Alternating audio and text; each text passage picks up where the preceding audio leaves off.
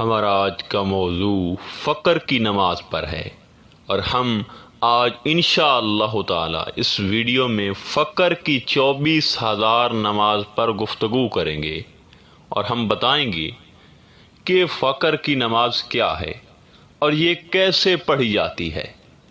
دیکھیں، یقین جانیں کہ آج کا یہ موضوع ہم سب کے لیے کسی نعمت سے کم نہیں ہے، لہٰذا اس ویڈیو کو توجہ سے اور مکمل دیکھیے گا، انشاءاللہ تعالی بہت فائدہ حاصل ہوگا۔ دیکھیں سامعین، اکثریت لوگوں کی فقر کے متعلق غلط فہمی کا شکار ہے۔ وہ کیسے؟ دراصل لوگوں میں فقر سے مراد تنگ دستی یا مفلسی لیا جاتا ہے، لیکن دین اور بالخصوص تصوف کی اصطلاح میں فقر سے مراد ایک بندے کا دنیا کی ہر شے کو چھوڑ کر اپنے رب سے مکمل تعلق جوڑ لینا ہے۔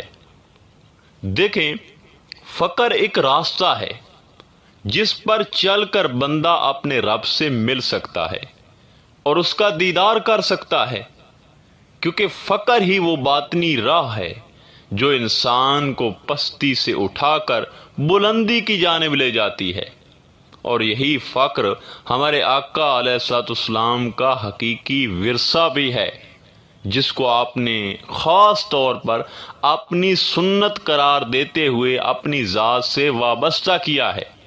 فقر دراصل دیدار الہی کا نام ہے۔ جو شخص اللہ اور اس کا دیدار چاہتا ہے وہ فقر اختیار کرے۔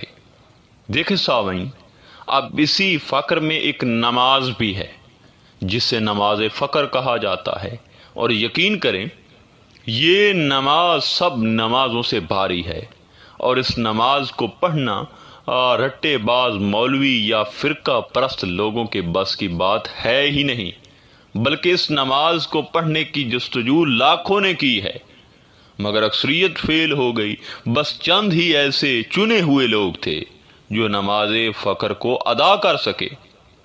دیکھیں، اب آپ بھی سوچ رہے ہوں گے کہ آخر فقر کی نماز کیا ہے، اسے کیسے پڑھا جاتا ہے۔ دیکھیں سامعین، سب سے پہلے تو طالب فقر اختیار کرتا ہے، وہ فقر میں سچا طالب بنتا ہے۔ پھر جب طالب طلب میں پختہ ہو جاتا ہے تو حضرت سخی سلطان باہو رضی اللہ تعالیٰ عنہ فرماتے ہیں کہ فقر کی نماز کے لیے طالب سب سے پہلے وضو کرتا ہے۔ اب وضو کون سا کرتا ہے؟ یہ پانی والا نہیں، بلکہ دنیا سے وضو کرتا ہے، اور یہ دائمی وضو ہوتا ہے۔ اور اگر وضو کرنے کے بعد طالب کو دنیا تو کیا دنیا کا خیال بھی آ جائے تو اس سے نہ صرف وضو ٹوٹتا ہے بلکہ وہ طالب فقر سے بالکل فارغ اور تارک بھی ہو جاتا ہے، اور پھر کسی کام کا نہیں رہتا۔ دیکھیں، وضو کے بعد طالب غسل کرتا ہے۔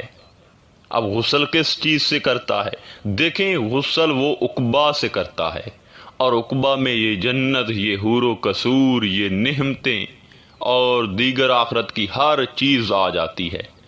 لہذا غسل کے بعد اگر طالب کو عقبہ وغیرہ کا خیال آ جائے تو اسے فقر کی نماز تو دور بلکہ فقر سے بھی نکال دیا جاتا ہے۔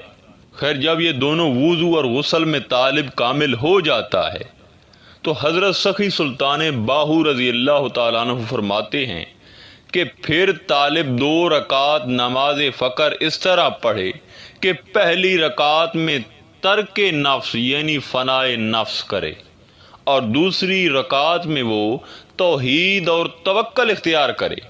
یہاں زبانی رٹا یا زبانی کلامی نیت نہیں چلتی، بلکہ ان چیزوں کو قلبی طور پر ادا کیا جائے۔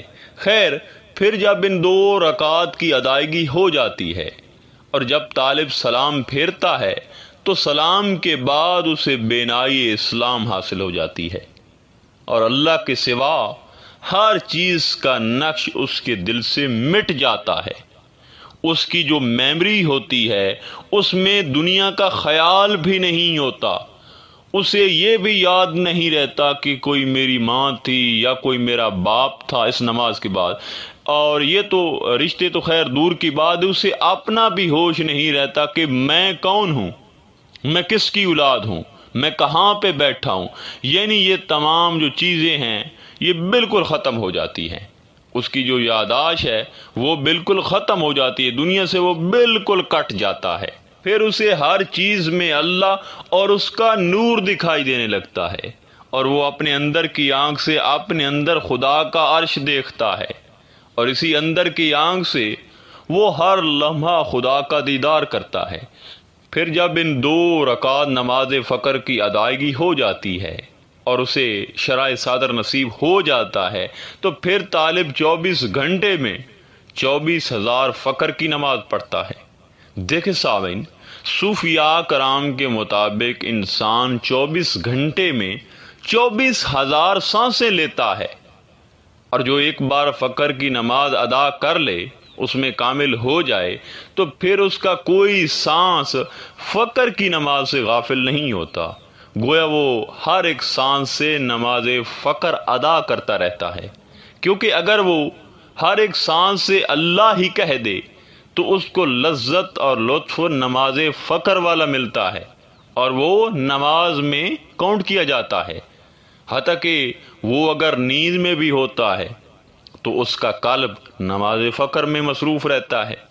حضرت سخی سلطان باہو رضی اللہ تعالیٰ عنہ فرماتے ہیں، فقیر کو فقر میں جب اللہ پاک کے قرب کا کمال حاصل ہو جاتا ہے تو پھر اللہ پاک اسے محبوب مکرم کی سنت دائمی یعنی تنام عینی ولا ینم قلبی، میری آنکھ سوتی ہے لیکن میرا دل نہیں سوتا کی ادائیگی کی توفیق عطا فرماتا ہے۔ اسی نماز فقر کی تعریف کرتے ہوئے حضرت سخی سلطان باہو مزید فرماتے ہیں، سر سجدہ میں ہو اور دل مائیت خدا سے سرشار ہو، اور روح اتحاد اور لقائے حق سے مشرف ہو، یہی وہ نماز ہے جس میں عارفوں کو حضوری قلب حاصل رہتی ہے۔